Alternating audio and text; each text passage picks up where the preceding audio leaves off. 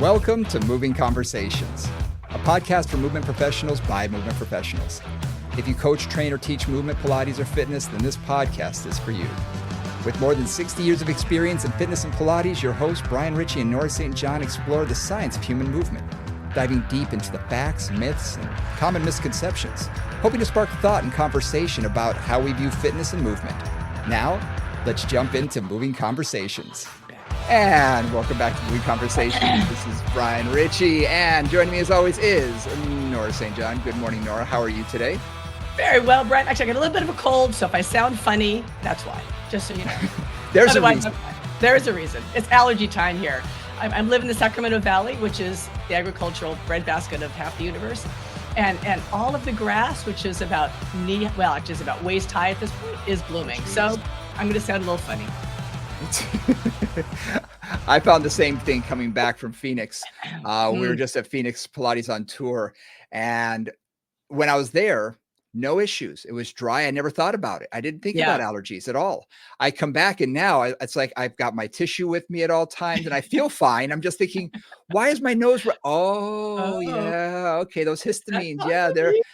They're kicking a little bit. Okay. Well, I'm excited about today. If you can hear it in my voice, I'm a little bit excited. In writing up our topic list and everything, we have our overall list. And I saw that today is a milestone. Today is our 50th episode. This is the end of season 1. 50 episodes. 50 episodes. And we have been like consistent. We are here for you every Tuesday. Every Tuesday, we're launching this. And it was just one of those things that I was looking at going, wow, we really have spent a year. And you and I, at the beginning, we said, look, we're going to do this for at least a year. We're going to just do it every week. Yeah. And if we get 2 people listening, if we get 200,000, doesn't matter. We're just going to keep coming. We're going to keep bringing the topics. We're going to keep talking about what people aren't talking about out there. Yeah. You know, in a way that they're not about movement, about Pilates, about fitness, and about the intersection of those 3 things. And we're just going to keep doing it. And we made a year, and I thought, you know, why not celebrate that a little bit and talk it up a little and see how are things from your end? What are you thinking about it, you know, so far? So I'm super excited. It's funny. It's like you don't really know what you know until you have to say it. And that's a lot of why I teach. That's why Brian teaches as well. It's in talking about something, especially with somebody who has a similar viewpoint, but not the same viewpoint, not the same experience, that you learn. And that was really our beginning, was let's just talk, because Brian and I, every time we would get together at somewhere, like I remember distinctly outside of the Anaheim Convention Center at an IDEA conference, I think we chatted for like 3 hours. At least. Just about like this and that and all the things that our nerd brains are excited about that nobody really wants to talk about except us. So there we go. Yep. And I'm just super excited that we've gotten that going, that we put all that together. And we've started to do guests, and we've just got a whole big lineup for the next, the next phase of bringing on guests in the fitness world, in the Pilates world, to talk about their experience with different things. And I just super excited. I just think we've got something really, really fun. We were both just in POT Phoenix, and both of us got a lot of really great feedback from people who said, "Hey, I heard you on the podcast. I'm addicted every Tuesday." Which was a surprise because, we don't know. We kind of throw this stuff out there into the ether, and God knows what happens to it. I was going to say, we record twice a week when we're in town, because you and I are on the road a lot teaching, either together or separately. Yeah. So when we can get together, we'll have a bunch that we'll record and we'll put, in the can, and I'll edit them and put them out. And it's just you and I talking, and we do this multiple times a week anyway, whether we're recording or not. Right. So exactly. It's kind of fascinating that when we hit the record button, we pick a topic, we go in deep, we have fun with it, but you never know who's listening. And, I get an email or something, people will comment, and it's great. I love hearing that. And I want more. If people want, please, movingconvos@gmail.com is the best way to get in touch with us, or hit us up on, you can DM us on our moving convos on Instagram is probably the one to get us at mostly. Also Moving Conversations on Facebook.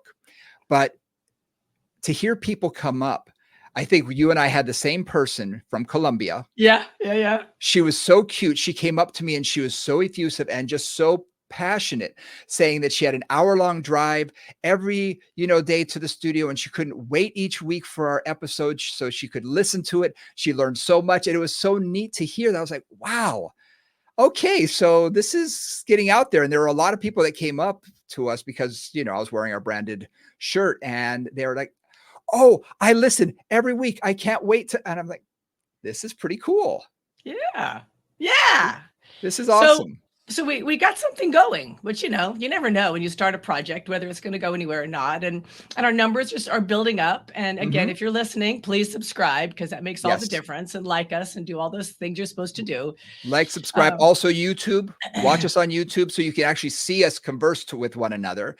I will say last week's episode that launched, it's going to be like a month and a half from now, when we talk about when this actually gets posted. But with Erica, the feedback has been phenomenal feedback. And I think what it told us is, look, you guys have liked the last year of listening to the two of us talk, but there's a lot of topics that we find fascinating that you and I will try and dive deep into, but we are not the experts. We know, 20, 30% of something, and we enjoy it and we're learning more.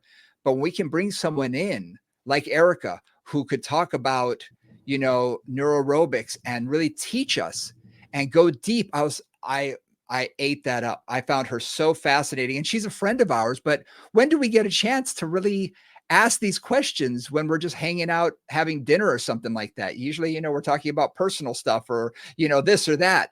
So it's kind of neat to hear her story and dive deep into this.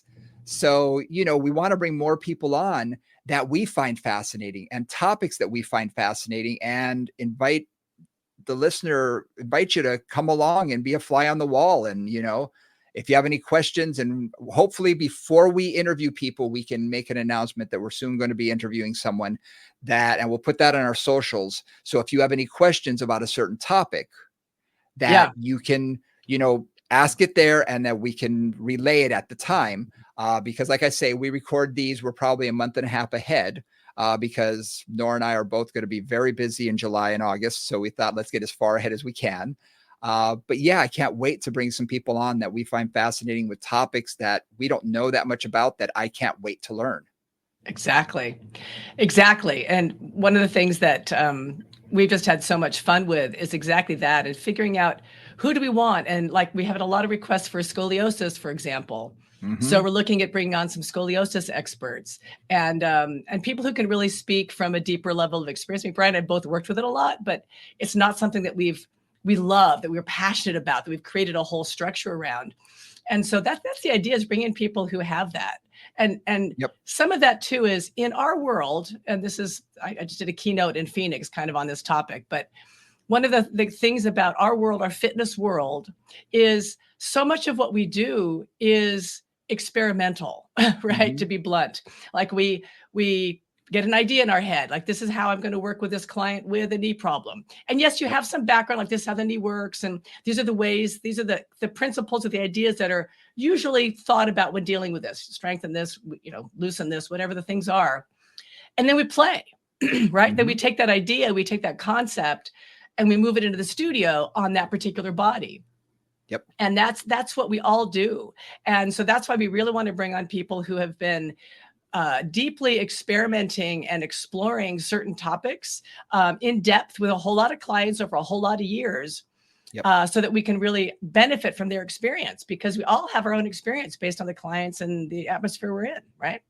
Absolutely. And I mean, you and I have talked about this before. That's how science moves forward. Exactly. You have a hypothesis. You figure out, how can I prove or disprove this hypothesis? You try it out. Does it work? It works on this person. Let's write it down. Maybe it'll work on this one. It doesn't work on that one. Well, maybe it was a one-off, or it's working great. Oh, it's like when I wrote my book, same thing. That's years and years and years of studying the low back and putting it all together in one, concise, point. That's like, okay, here's all the information at that moment. And that's what I have to remind people when they take my back class, because I say that was everything I knew at that that moment. Yeah, it's a spot in time, right? Absolutely. And if I wrote it today, would I put more in and adjust some things? Probably, just because I learned more. Right. And I think that's just normal for us when we're constantly experimenting. And, I've learned a lot from you, in just our conversations, that I'm like, oh, I hadn't thought of it from that point of view. I'm doing something similar, but I'm going to try it from your style and see how that works. And sometimes it works better. Sometimes it doesn't, because it sometimes doesn't translate to fitness world, but other times it does. Or I'll take it into the Pilates studio here and play with it and be like, oh, I love that. So that's how we learn. That's how we learn, and that's how we grow. And so much of it is exactly this, is like, you tell me something, I think about, that's interesting. And then I see a client and then I try it, right? Yep. I mean, if any of you are in studios where one of you or you have gone to a conference and you come back and then you've got to try to consolidate everything you learned and tell your other instructors what you did, like you've got in service or something like that. That feeling, or else that look at your clients when you come back from a conference on Monday and they know you've been at a conference and they kind of look at you with fear in their eyes, like, uh-oh, what are they going to do to me today? Like, I know they know something new and I'm going to be the guinea pig. And that's just, that's right. That's the nature of it. That's how we grow. Absolutely. And that's what we need to do with our clients, because we've said it in the last couple of episodes. If you continue to do the same thing with the same client, exercise done regularly is fantastic. But if you don't change it up, if you don't modify, if you continue to do the same exact thing over and over and over again, your body goes into homeostasis, and then doing the same amount of work, you become efficient at it. And then you start losing ground. Your muscles don't need to get stronger anymore. They can actually keep their strength, but get smaller. So they get more efficient. Get more efficient. Right. Because they can do the same thing, but with less effort. And then. Right. Yeah. Right. Which is why, someone will be on the Stairmaster for 10 years. And when they first started, or Stairmaster really sets my age, I know. Elliptical, we'll call it that, the elliptical. But they'll do that for half an hour every day. Well, at the beginning, they were burning off a certain number of calories and they were working hard and they were getting their heart rate up to, let's say, 150 or whatever. And after 2 years, now they're doing the same resistance, the same amount of time, and their heart rate gets to 120. Yeah. They're more efficient at it. They're burning less calories. They need to switch it up. They need to modify. And I thought that would be a good conversation to have today is, hey, what kind of modifications, exercise modifications, talk about progressions and regressions. That came up big in some of my classes this weekend, that I thought this would be a great topic for us to cover on our 1-year anniversary. Exactly. Like we're moving forward. We're contemplating the past and moving forward. That's what we do with clients, right? So a couple of things that I wanted to start with this conversation. And one of the key things that this is certainly a hallmark of my work and of Brian's work as well, is if I'm doing anything with a client, if I'm making a choice for that client, I need to have a reason. Yeah. That's kind of, I'm purpose driven, if you will. They've got an hour with me once or twice or 3 times a week, whatever I'm doing. And I want to make that time as efficient and effective for them as possible. So that's kind of an underlying thing for me. Eve Gentry, who is one of the Pilates elders, has had a great phrase, which is, there is no bad movement, only movement badly done. Yep. And my corollary to that is, you can do anything you want as long as you can tell me why. Bingo. Right. So if you're doing and Instagram is great for this and terrible for this. Somebody's doing something crazy on Instagram. It's like, that's great. It's beautiful. It's dramatic. Why? Right? Why? Exactly. And if you can tell me why, be as beautiful and dramatic as you want. The other thing too, that I'm always looking at is this appropriate for this client? Is this appropriate for the next client? And those are just things I want to think about, is what's the purpose? And then what, really where you're trying to get to with that particular client in front of you, personalizing it. We talked last week when we had someone for an interview. I have why days where I will go up to my staff and I'll watch them do an exercise and I'll walk behind them and I'll just say why and walk away. And by the end of the day, they have to come and tell me why they did that exercise with that particular client. What was the reasoning and what was their mindset? Now, I do this all the time anyway, because we all have our own points of view, right? Everybody does. So I'll be watching And I'll be thinking, I wouldn't do that with that client. Why are they doing that? And so I will say, why? And they'll say, oh, because I saw this, this, and this. And so I did this, this. And I was like, oh, makes perfect sense. Gotcha. You had a reason. It wasn't that I was looking at Instagram and I saw that they lifted this viper in this crazy way and threw it around their neck. And I thought that'd be great for neck strengthening. It's nothing like that. It was they had a specific reasoning for the exercise. I'm like, perfect. Love it. Love it. But they have to have a reason. And really, whether you're working with rehab, where reasons are, if any, often more important, and progressions or regressions are something you can do all the time, or you're working with a normal, healthy client who you're just trying to get stronger and fitter, in either of those cases, the why is really important. Yeah. You know, where are you trying to get to? What are their goals? To Brian's point a few weeks ago, he talked about both the client's goals, which could be abstract-ish, like I want to be able to ski, or I want to be able to lift up my grandkids. And then what are the movement goals that you have as a trainer that are going to get that client to their personal goal, right? So I need to strengthen their quads, or I need to, get some more mobility in their ankles, or whatever it is that you have to do. Yep. And really keeping focused on that. I know for me that because I've always worked that way, clients, it's hard to get rid of clients. If you want client retention, if you have a why and you have a purpose and they know what that is, and they know that you're both working for it together, they will never leave you. Never. Right. I mean, that's also a thing for just client retention and just making it successful for you and for them. And it's something you need to be reminded of, because look, I'm not going to say you go through this, but I do. We get stuck in ruts with clients. We do. We've seen the same client at the same time for, the last 5 years. 5 years. Exactly. Yeah. And you know their body inside and out. You know every injury that they've had. Yeah. You know their goals. You know exactly what's going on. So you kind of go into a little bit of autopilot. Yep. And occasionally that autopilot needs to be shaken up. Yeah. And you need to be reminded. And occasionally it'll be the client who comes to me and says, what's our focus? Mm-hmm. We've been doing this for a while now, and I've healed this. I've healed, whatever has happened to their body. They made modifications and now their body feels great and everything. And I'll be, we're working on fitness. We're working on these goals or whatnot. And they'll say, okay. And I'll say, tell you what, let's go over a goal. Let's do some goal setting at the beginning of your next session while you're warming up or while you're doing your release work. Let's go over some goal setting and reestablish that. And sometimes it has to come from me because the client is just happy to come in twice a week, do their workout and feel like they're doing great because they are staying fit and they're able to lift their grandkids, or they're able to, play tennis or whatever they want to do. But it's still important for me to come up and say, okay, let's do a little goal setting. Let's do a little short-term goal for the next, 3 months. And then, let's take a look at a year out. What would you like to accomplish? You've accomplished where you started to where you are. Sometimes they need to be shown you've come this far. Right. And this is farther than you thought you were going to go. So where do you want to go next? Where can we move ahead? Exactly. Exactly. So I find that's very important. And one of the things that always occurs to me too is, and we talked about this a little bit at the very beginning, when you've been working with a client for a long time, and I can think of a couple of clients I worked with for, 16 years, which is a long time. They stop hearing you.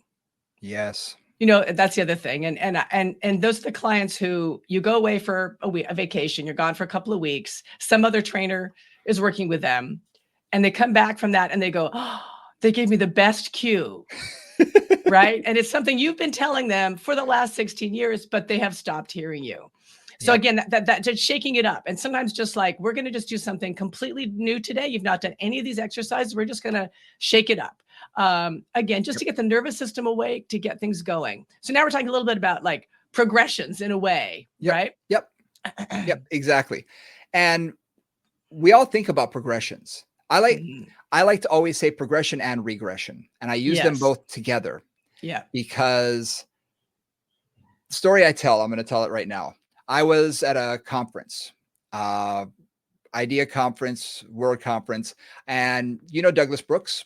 I was in one of his classes. Mm-hmm. Now, Douglas, super high level. He was teaching a class on the Bosu, and this was when the Bosu was still probably only about a year, 2 years out.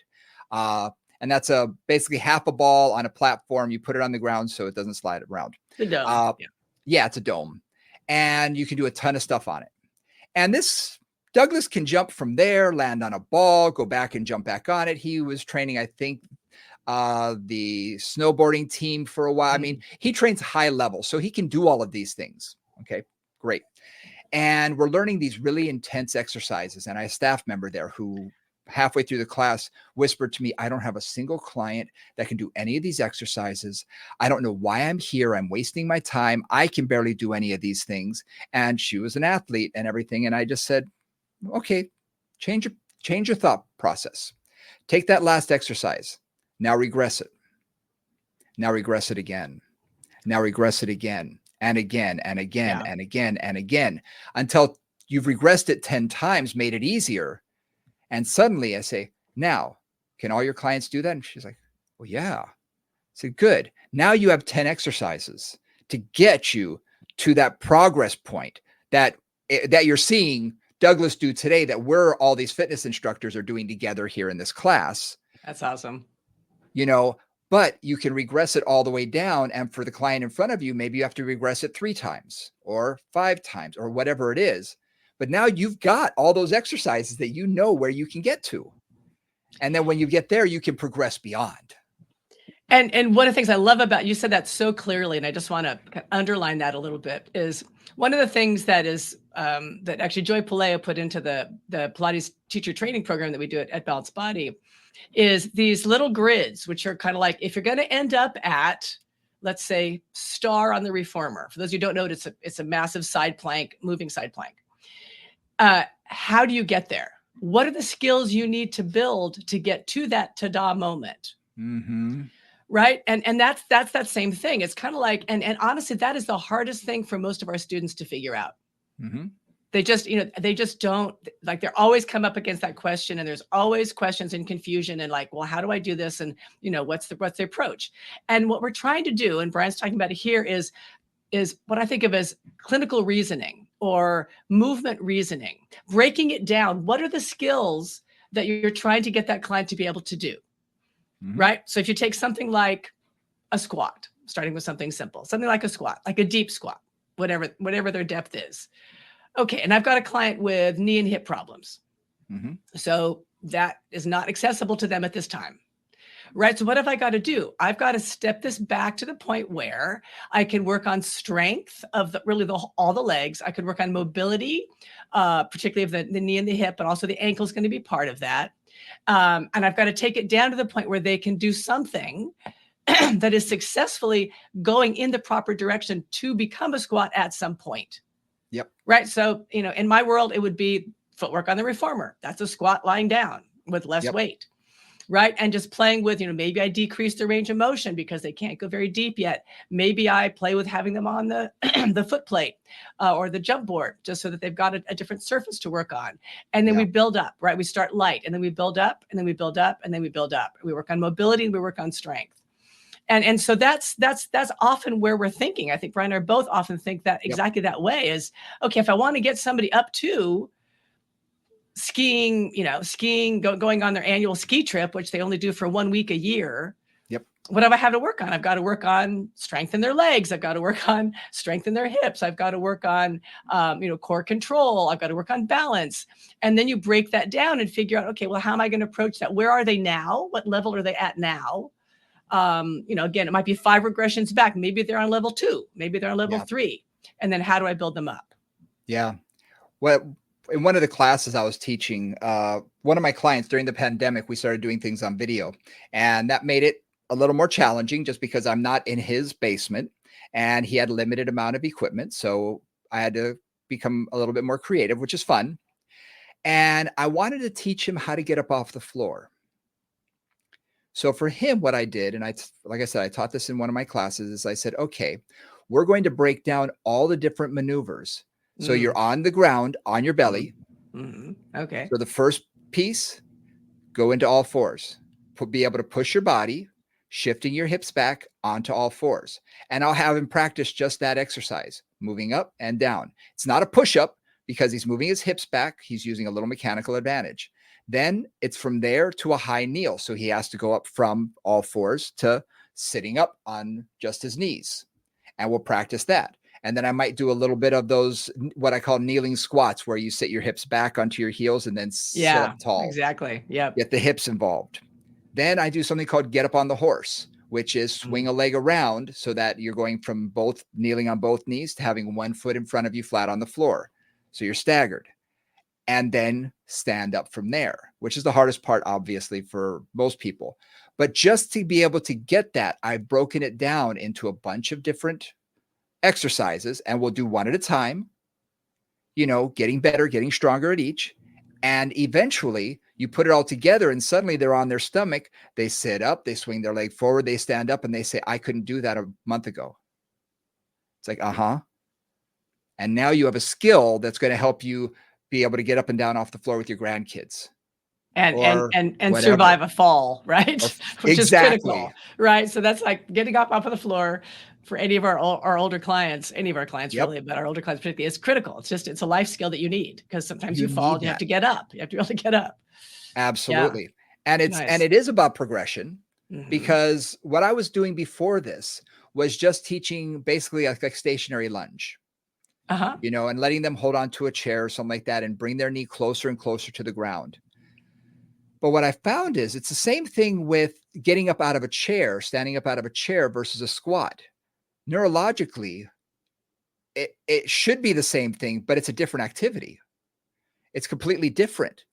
And it dawned on me when I was doing that I was making little progress having them do that stationary lunge. I'm thinking, why am I not? And I said, because it's a different exercise. It's a different activity. Training is stunningly specific. Yeah. Right. It is stunningly specific. Like, we get good at exactly what we do, period. Yes. And that's just something to really be aware of when you're working with your clients, that you think, and I see this a lot in my fellow teachers, is they kind of think, oh, this is a good idea because my teacher told me that, or this should be a good thing for this. And so they just give that client that. And they're hoping that at some point it will translate into functional movement, but you have to translate what they're doing into the functional movement that they're going to do.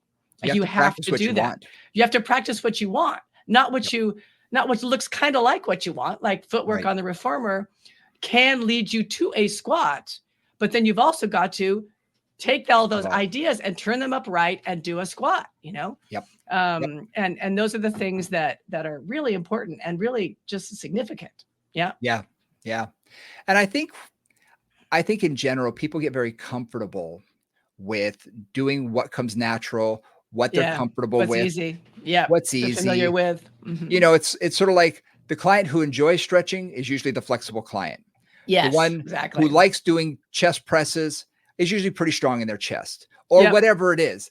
Yep. What feels comfortable to them, what they're strong at, what they feel good about is what they like to do. Usually they need the other things. Right. That go along with it. What they want to do. Yes. Exactly. But also we need to make those modifications in their workouts to, again, aim for their goal. What is the purpose behind all of those exercises? But also be able to constantly adjust. I was listening to, I've heard you say this, and I've heard a number of teachers say this. I'm very big on variety. I was in my resiliency class. I said, look, if I'm going to do an exercise like a squat, okay, I could do 3 sets of a squat. Okay. But that's going to take me 3 or 4 minutes, 5 minutes, whatever it is, depending on the rest time. Okay. But if all I'm doing is a regular squat, that's kind of boring. Could I do a squat where I'm picking something up and then putting it back down again? That's a different type of squat. Yep. Can I do a squat where I'm holding something, and as I go into the squat, shift the weight to the side and then stand up and bring it back to center? Oh, that's a different type of squat. Can I do a little shuffle where I step to the side and squat, then back to the center, then step to the other side and squat and back to the center? Now I've done 4 sets of squats. Right. It's variety. I'm hitting the body from different angles. I'm working different muscles because I'm hitting all those variety of angles. So I'm really training in a 3-dimensional way. Then I can add some rotation, maybe stand up on 1 foot.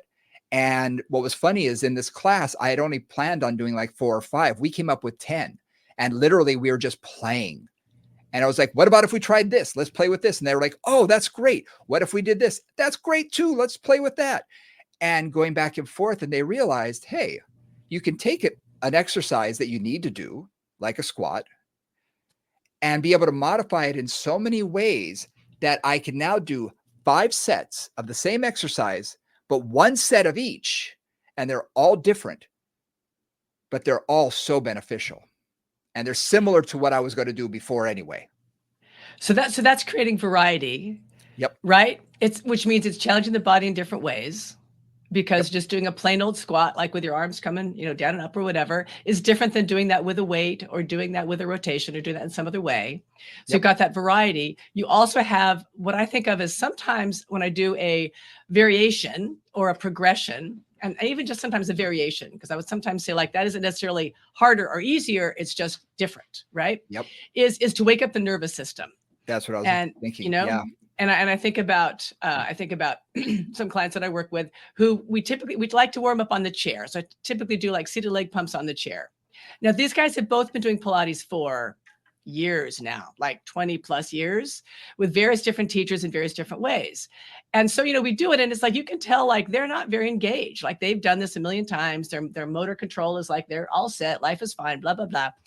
And so it's like, okay, what else can we do? So in this case with them, I added hand weights. So the legs are going, but we're adding hand weights. We're adding up and we're adding out, and we're coming here and we're coming there, and then we add some rotation and we add some single leg.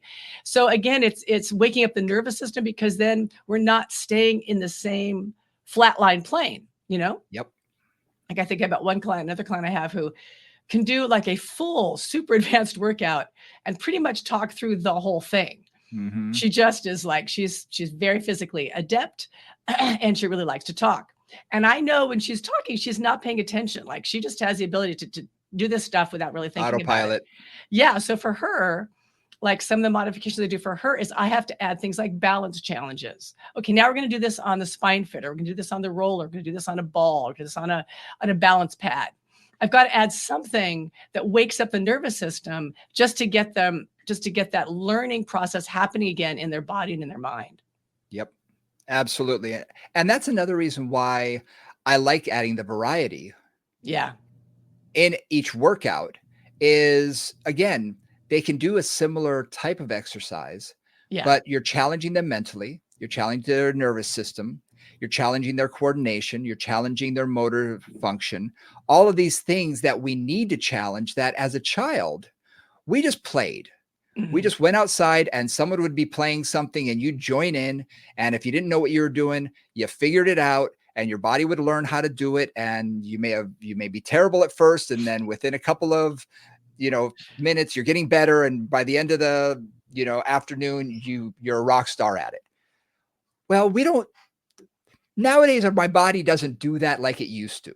It takes a little while to sort of get acclimated to whatever new activity there is, especially if it does challenge them. I do something with the Viper. In case you don't know what a Viper is, go ahead and you can YouTube it or Google it. But it's basically a tube that has handles. And it's a rubber tube. It has 2 handles on one side and 1 on the other. And what I'll do is I'll do that step out squat, either a rotational where my feet are together and then I'll step out 90 degrees and squat. So I go into almost a sumo squat and then back into the other side, or I'll step out to the side and back to center. But with the Viper, I do what washing machine. I don't know if I came up with this or someone else did, but basically as I'm stepping out, I'm going to turn it 1, 2, 3 squat, then 1, 2, 3 to the other side and squat. So my upper body is getting involved. The heavier the Viper, the more my upper body has engagement. I have to stabilize my spine. As I'm turning a heavier Viper, my core is engaged because it wants my whole body to twist. Yep. And all of a sudden you see a client and the choreography, they get so flustered and they can't figure it out. Yep.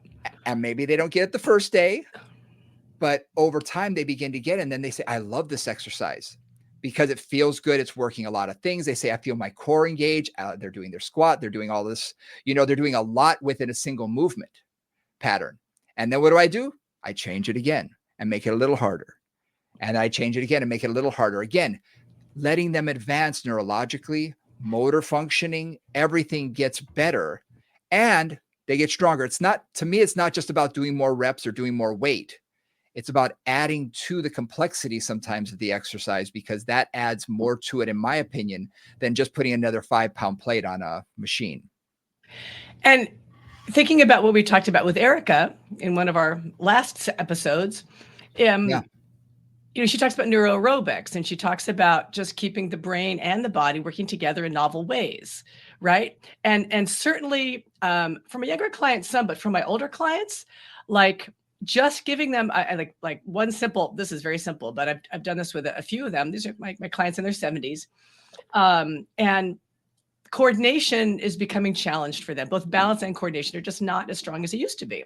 So I just have either a little moon box or a little step up, like a sort of a low 6-inch step up of whatever kind. And I'm just going to say, okay, so step up with the right leg and step down, left leg and step down, right leg and step down, left leg and step down. Okay, now right leg. Okay, now left leg. Like, so they have to listen, they have to respond, they have to react. Simple stuff. Yep. But that, like the nervous system amp up that you see on that, like, oh, I have to respond, I have to think, I have to be present. It's just simple, and you're taking more complex versions of that. But then, like with something like you're talking about, even with the chair work I talked about with the hand weights. Okay, so we're going to do 8, and then we do 8, and then we do 8. Now we're going to do one of these, and then one of these, and then one of these, and then one of these. And they're going to repeat that pattern, right? So then they've got to put more things together in a more complex way, because that's what life brings us, right? Life doesn't bring us predictability in terms of physical movement. Yep. We talked about with Erica, I love to do the clock lunge, and I call out the numbers. Yep. I'll say, whatever I say, that's where you're going to lunge to. So 3 o'clock, 9 o'clock, 6 o'clock, and then I start, I'll repeat 2 o'clock, 2 o'clock, 3 o'clock, 2 o'clock. And it gets them present. They have to focus. They have to pay attention. And it does put them a little bit more on their game. And you can see they have to focus. And it's great to get them to, so they're not on autopilot their whole workout, which, let's face it, sometimes we all get that way. Yeah, and it's good to have, I say I need a trainer because I want someone to do that to me. Yeah. Because I'll create new exercises just for my own body. It's like, but you can't surprise yourself. But can't surprise yourself. You can't surprise yourself. It's just, that's not how it works. Right? You can't say, okay, I'm going to surprise you. Like, what's coming. Yeah. Exactly. And that's a challenge to do by yourself. Yeah. So I can work on complexity, but you're right. You can't get that surprise aspect. Yeah. No. Yeah. There's something else I wanted to mention, something that I call regress to progress. Okay. Or technically it's vice versa. If I have a client, and I learned this with my 80-year-old, his name was Ernie, since passed away. He was like a grandfather to me. I didn't really get to know my grandparents that much. So I was working with him, and I worked with him, he and his wife, 3 days a week for at least an hour each. And they just became like family. And I was going to visit them at home for a long time. And standing on one leg was so difficult for him. He just did not have the balance at 80 years old. So we kept working at it. Finally, I said, I'm going to challenge you. Like, that wasn't challenging enough. I put him on an RX pad, a little wobble pad, a spongy pad. Yeah. And when he first stood on it with both legs, you could see the fear in his eyes a little bit. And I gave him something to hold on to. And I had a gait belt. I was, he was safe. And I had him stand on one leg while holding on to something lightly. And you could see he was trying so much harder. I could see his ankle was working. I could see his knee everything was vibrating a little bit, trying to figure out what to do. You could see his brain was really working. His whole center of gravity was trying to figure this out because he was on something super unstable. Now, remember, he couldn't stand on one leg. Right. We did that for about 2 or 3 minutes. I took the pad away and I said, now, without holding on to anything, try and stand on one leg. He lifted his leg up and he stood there for 30 seconds without a problem. And he said, how'd you do that? Because we did it before and he couldn't do it.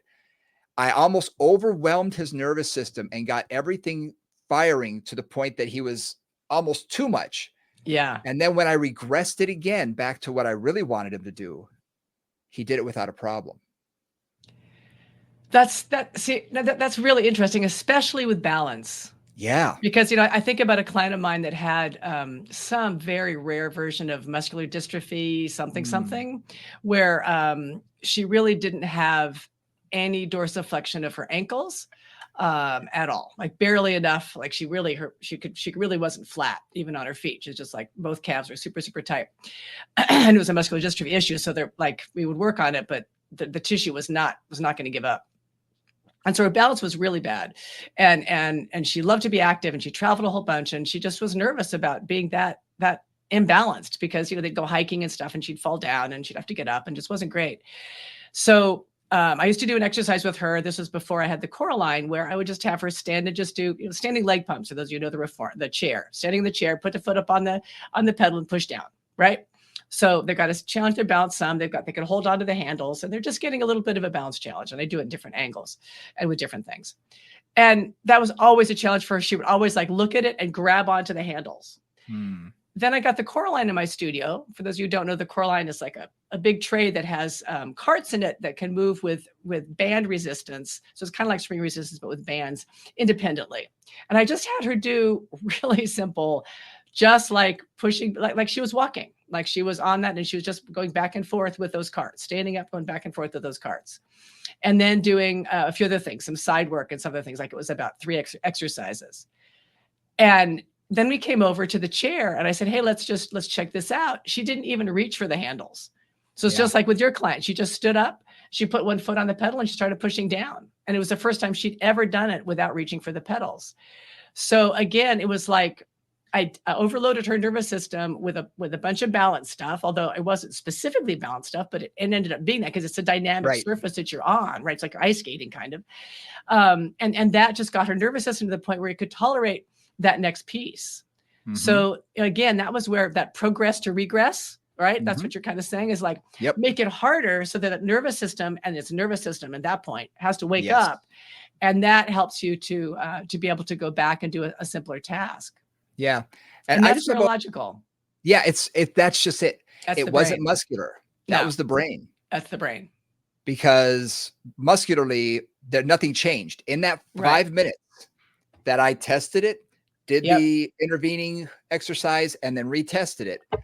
His body did not change significantly. No. It's how his body processed balance. Exactly. That changed. Exactly.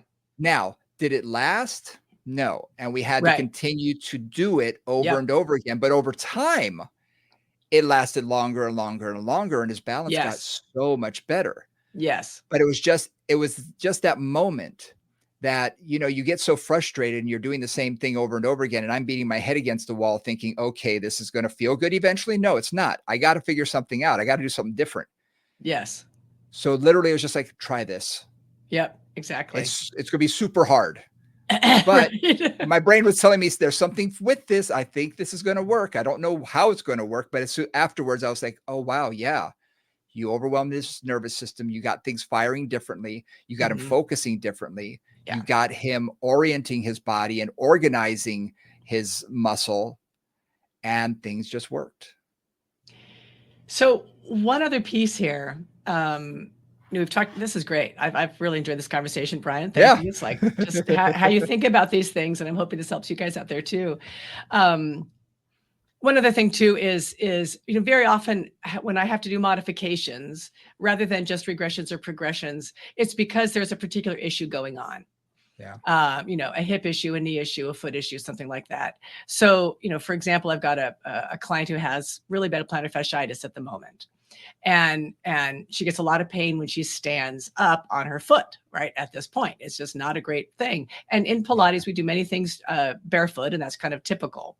So lately it's like, okay, you're not going to take your shoes off. We're going to just keep you in your shoes for this session.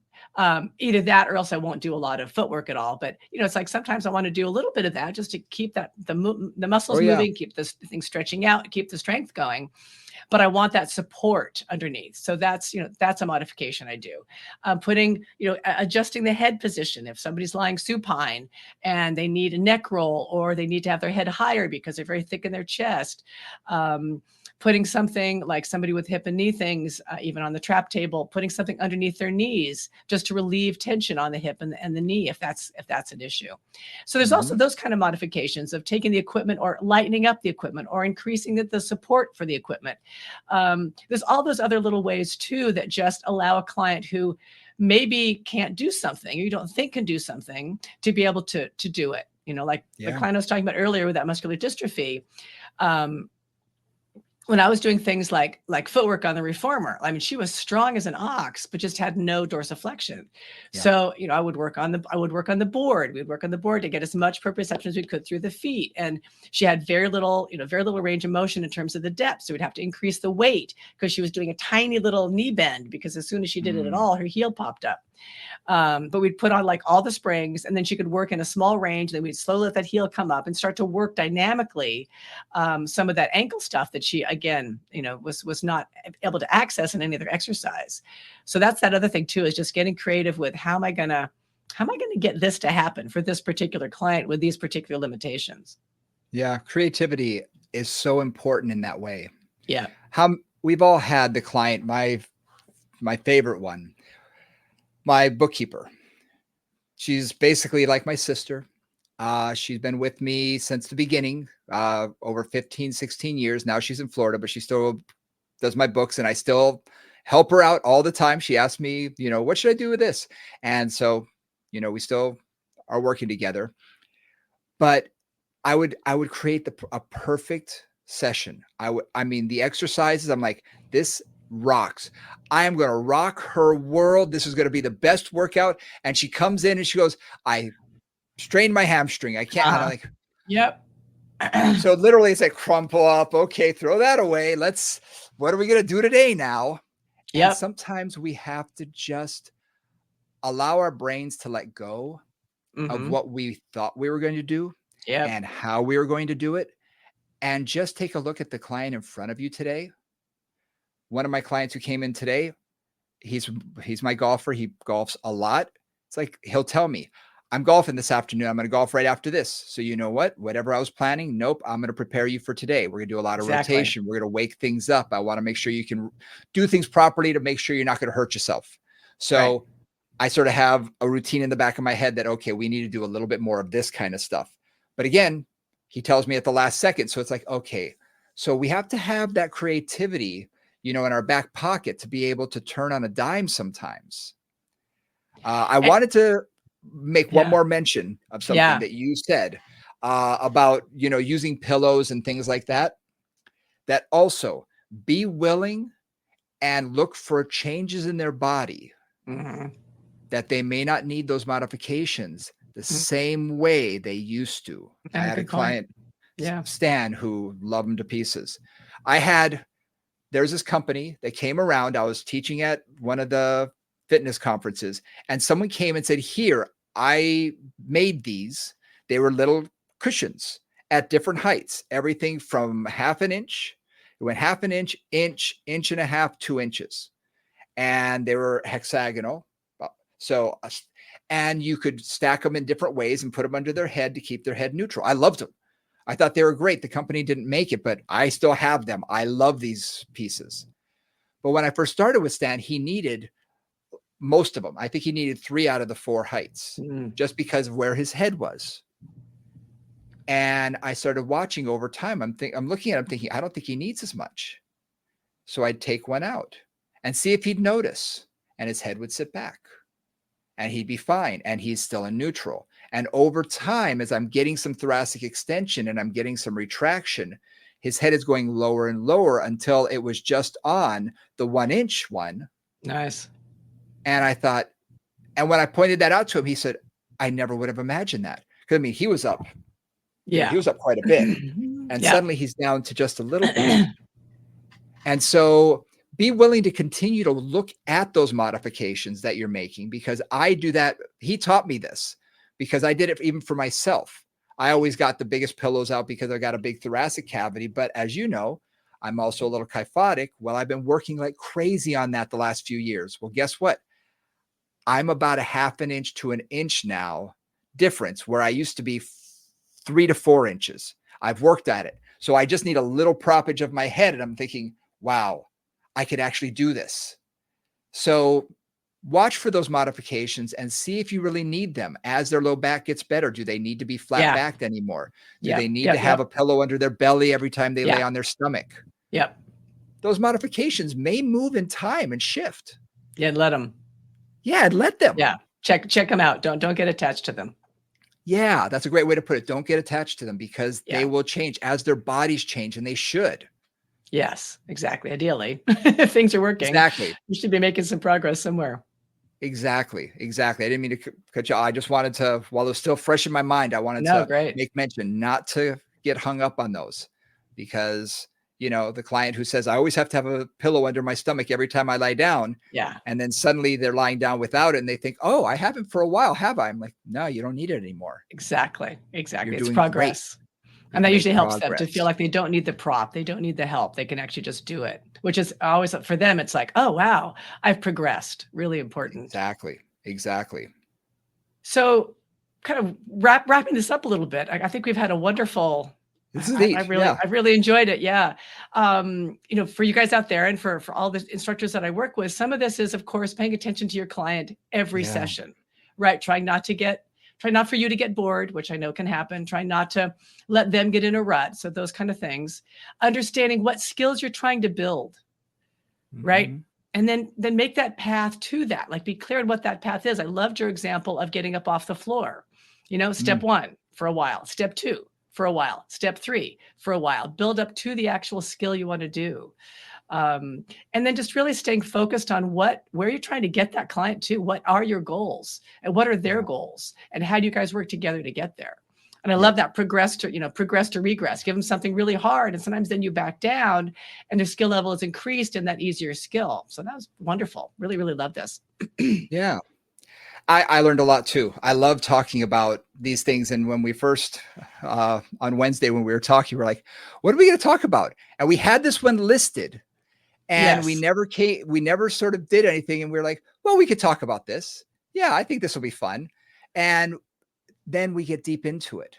And I think I don't know about you, but I find a lot of our conversations over the last year have really sort of developed like that we think, oh, well, we could probably talk about this for 15 or 20 minutes. And then an hour goes by and we're thinking we're going to have to do a deep dive because we've hit the tips of the trees. We can still get into the roots. We can still go deep with this. And that's great. And one of the things that I love about talking to you, and this is probably what Brian and I have always sort of had it in common, if you will, is both of us are educators, and both of us have that ability to kind of see what we do and then try to explain what we do in a relatively straightforward way. I mean, that's certainly, I think, my goal, and I know that's your goal. So how clear can I be? Like, and I just feel like so many things came out today that were ways I hadn't put them together. I hadn't articulated them as much because I haven't talked about this particular topic with a group. But talking to you, it's like, oh, now I have a really clear way of presenting. How do you regress? How do you progress? What are the things you're thinking about? What are the skills you're looking at? Love it. So it's really exciting. Yay. Very cool. Session 50. Yeah. Exactly. I was just going to say, before we close out today's show, I really want to express gratitude to you, first of all, Nora. And you. It was a year and a half ago. You and I had been talking about working together, and you were coming at a point in your life where you wanted to do something different. I'm always looking to expand and to challenge myself intellectually as well as teaching wise. And we came together and you said, we're going to do a podcast. That's where we're going to start. And I was like, awesome. I did radio. I could figure this out. And you were like, good, because I can't. I got nothing. I could talk. So we got that part. Yeah. And then the two of us got together in Monterey, California in a hotel room. And we had equipment. You had bought the equipment and brought it in. And it was like, okay, how are we going to do this? Let's figure it out. And from that first session where we were literally just talking and trying to figure all this out, I think we've gotten a little better each week. I hope I so. think we've gotten a little deeper. We understand the show more and what we want to do. And I just want to say thank you to you, as well as to everyone who does listen, for being curious, for wanting Mhm. to learn, Yeah, for wanting to learn from each other, because I think that's what drives you and I, and why we work so well together is I'm curious, you're curious. We want to learn from each other and learn from other people. And I can't tell you, anytime I learn something, it's like, I can't wait to tell Nora, because exactly. I I want to know. see, I want to see what your point of view is, because you may say, oh yeah, and I know it from this way and that way. And it just expands our brain. And for us to be able Absolutely. to come weekly and be able to share our information, our knowledge, and more importantly, our curiosity, I think it's been an awesome year. And Me I too. can't wait to continue to do this. Oh, thank you, Brian. That's also true. All I can say on that is ditto. I feel exactly the same way. So many things have just gotten clearer from talking Yeah. about them, as they often do. And what you said earlier, which is that these people like Erica, like I don't get a chance to talk to her about her nerd stuff, right? About like Yeah. what she actually thinks about neuroaerobics and how she thinks about active aging. And that stuff is just so super exciting and so interesting. And we've got a really, really nice list of guests with all kinds of different perspectives that I'm so looking forward to talking to. Yeah. Again, to satisfy our curiosity, to be blunt, like we want to bring people on that we want to learn from. That's our that's Abs- our deal. That's our gig. And we're so excited absolutely. about it.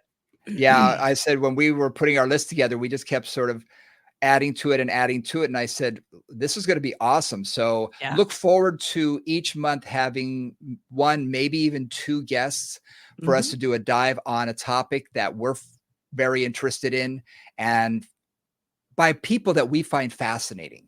Yeah, exactly. And I think that's the important part. We find them fascinating and we want to dive into what they know, and hopefully you'll find them just as fascinating. And, maybe even a topic that you're thinking, well, maybe this sounds a little interesting. We hope that at the end you're like, wow, that was so cool. I learned so much. Exactly. Well, that was an All right. awesome episode. One Thank you so year. much. Woohoo. Loved it. 1 year. Woohoo, we did it. All right. So Consistency, persistence. exactly. Exactly. Just keep showing up and keep talking.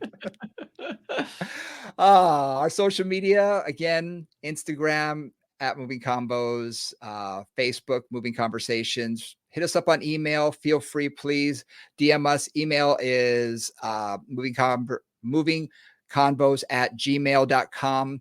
And we always respond. So again, thank you guys for the last year. Thank you Yeah. for finding us. And hopefully we continue to educate, enlighten, and entertain. And for Nora St. John, I'm Brian Ritchie. We'll see y'all next week. Bye, guys.